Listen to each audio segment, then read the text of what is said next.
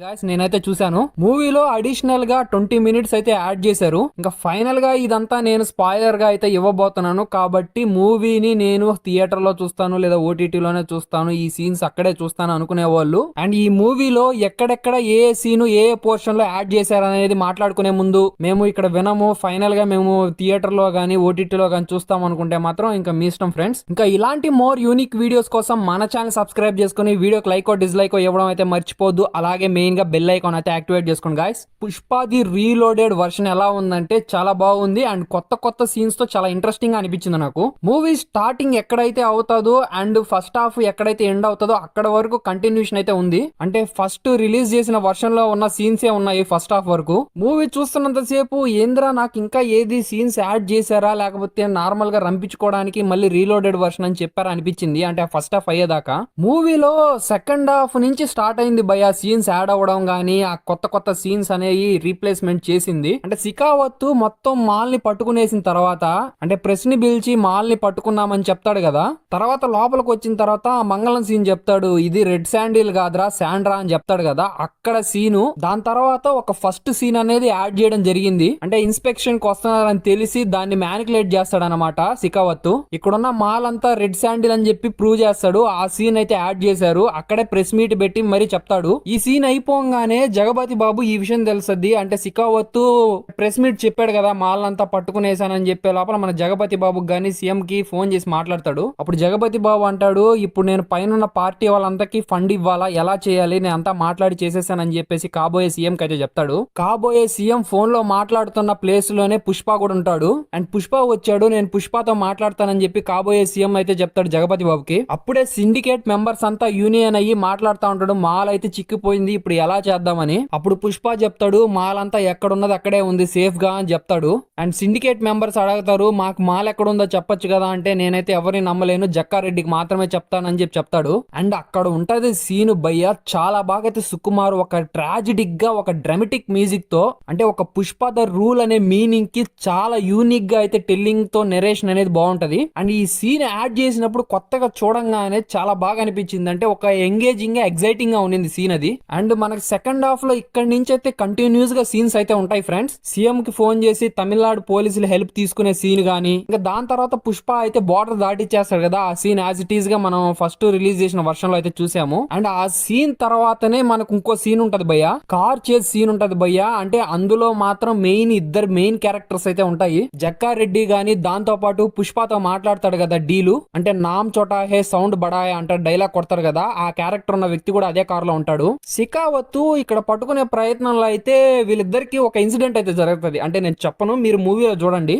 ఇక్కడ సీను ఎంత క్రిటికల్ గా ఉంటదంటే ఈ క్రిటికల్ సీన్ తీసుకొని ఎక్కడ కనెక్షన్ చేశాడో తెలుసా సుకుమారు. ఇక్కడ ఉన్న సీన్ లో సుకుమార్ చాలా తెలివిగా ఆలోచించాడు. అంటే సికావత్ అయితే ఒక పని అయితే చేస్తాడు, ఆ పని వల్ల ఎంటైర్ డీల్ నుంచి అయితే మనీ ఆగిపోతాయి. అంటే మనకి ఫస్ట్ స్టార్టింగ్ లో మనీ ఆగిపోతాయి అని చెప్పి పుష్ప వెళ్తాడు కదా జపాన్ కి, ఆ సీన్ కి కనెక్ట్ చేసే విధంగా చాలా ఇంట్రెస్టింగ్ గా తీసుకెళ్లాడు సుకుమారు. ఇప్పుడు చూసిన మీరు సీన్లన్నీ ఒకదానికి ఒకటి ఇంక్లూడ్ అయ్యి చాలా ఇంట్రెస్టింగ్ అయితే ఉంటది. మనం థియేటర్ లో చూస్తున్నప్పుడు ఈ సీన్స్ కి మనకి ఫస్ట్ వర్షన్ లో వచ్చిన సీన్స్ కి చాలా తేడా అయితే ఉంటది. మనం అప్పుడు రియలైజ్ అవుతాము ఓకే ఇది ముందుగానే పెట్టుంటే బాగుండేది, బట్ సుకుమారు చాలా ఇంట్రెస్టింగ్ గా ప్లాన్ చేయాలనేమో మళ్ళీ రిలీజ్ లాగా చేశాడు. అంటే ఒకదానికి ఒకటి కంటిన్యూషన్ గానీ ఆ కనెక్టివిటీ అనేది బాగా కుదిరింది.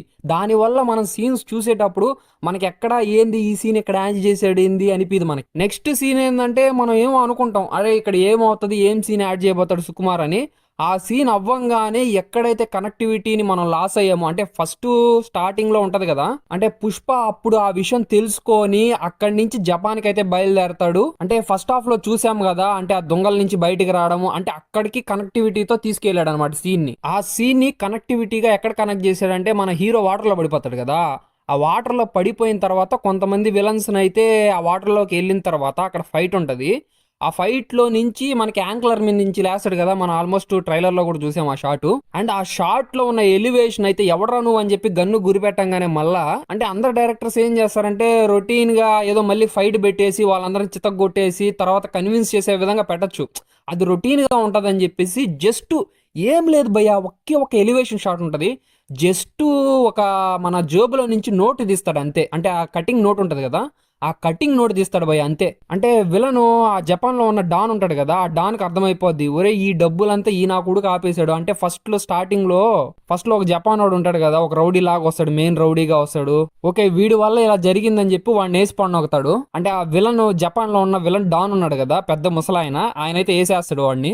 ఆ ఓల్డ్ డాన్ ఉన్నాడు కదా, ఓల్డ్ డాన్ ని తీసుకెళ్లి అంటే మెయిన్ అతను డాన్ కున్న ప్లేస్ ఉంటది కదా, ఆ ప్లేస్ కి తీసుకెళ్లి ఒక మంచి ట్రీట్ ఇచ్చి, సారీ పుష్ప, ఇది ఇలాంటి మిస్టేక్స్ అన్ని జరగడం సహజమే, బట్ నా దాంట్లో నా వల్ల మిస్టేక్ అయిపోయిందని చెప్పేసి అతనికి ఒక చింపి నోటిస్తాడు. అండ్ ఈ అమౌంట్ అంతా ఒక ముద్ర ఉంటది కదా మన, అంటే పుష్ప బ్రాండ్ ఉంటది కదా, ఆ బ్రాండ్ అక్కడ కూడా ఒక మంచి పోర్ట్రేట్ షాట్ ఒకటి వేసాడు. అండ్ ఈ అమౌంట్ అంతా ఎక్కడికి పంపించాలని చెప్పేసి ఆ ఓల్డ్ డాన్ అడగతాడు. అప్పుడు ఏం చేస్తాడంటే తను కాలుస్తాడు కదా, ఆ ఓల్డ్ డానే కాలుస్తాడు, కానీ వాటర్లో పడిపోతారు కదా, ఆ బ్లడ్ నద్ది ఇదే నా బ్రాండ్, ఈ బ్రాండ్ ఉన్న సీలు ఎక్కడ ఆగదు నా ఇండియాలో అని చెప్పేసి చెప్తాడు భయ్య. ఎలివేషన్ షాట్ చాలా బాగుంటది. అంటే కూర్చొని ఇద్దరు మాట్లాడుకునే దాంట్లో ఒక మంచి ఎలివేషన్ షాట్ ఇచ్చాడు సుకుమారు. దాని తర్వాత జపాన్ నుంచి పుష్ప ఇండియాకి వస్తాడు, మనీ కూడా ఇండియాకి వచ్చేస్తుంది. ఇంకా ఉన్న మనీనంతా డిస్ట్రిబ్యూట్ చేస్తాడు సోఫాలతో. అండ్ సప్పగా ఎందుకు పోవాలా, వీడి క్యారెక్టర్ ని కూడా చూపించాలని చెప్పేసి జాల్ రెడ్డితో ఒక సీన్ అయితే ఉంటాడు, వాడికి కూడా వెళ్ళి సోఫా ఇస్తాడు. భయ్య ఇక్కడైతే నేను నాటి ఊపు రాలేదు. ఆ ఎలివేషన్ ఉంటది భయ్య. జక్కారెడ్డికి పాయింట్ బ్లాక్ లో వాడికిచ్చి పుష్పకి గన్ను పాయింట్ బ్లాక్ లో పెట్టించుకుంటాడు. అంటే పుష్ప ఒక డైలాగ్ ఉంటది, పుష్పని చంపాలంటే పుష్పనే డిసైడ్ చేయాలా అని చెప్పేసి ఒక డైలాగ్ ఉంటది. అదే నీకు డబ్బు కావాలో లేదా నాకు చంపడం కావాలో అని చెప్పేసి వాడికే చాయిస్ ఇస్తాడు. అక్కడ సీన్ ని భలే ఎలివేట్ చేశాడు భయ్య. మీరు మూవీ చూసిన తర్వాత ఆ సీన్ ఎంత బాగుందని మీకు అర్థమవుతుంది. ఇంకా దీని తర్వాత కిసిక్ కిసిక్ సాంగ్, ఇంకా క్లైమాక్స్ ఎండింగ్ లో ఇంకొక సీన్ యాడ్ చేశాడు. అంటే మనకి ఫస్ట్ పార్ట్ లో చైన్ లాగేస్తాడు కదా పిల్లోడు, అంటే పుష్ప పిల్లోడుగా ఉన్నప్పుడు వాళ్ళన్న లాగేస్తాడు కదా చైన్. ఇంకా క్లైమాక్స్ లో పెళ్లిలో అయితే ఆ చైన్ అయితే వేస్తాడు, ఆ సీన్ అయితే యాడ్ చేశాడు. ఇంకా ఆల్మోస్ట్ ఎండింగ్ అంతా అందరికి తెలిసిందే.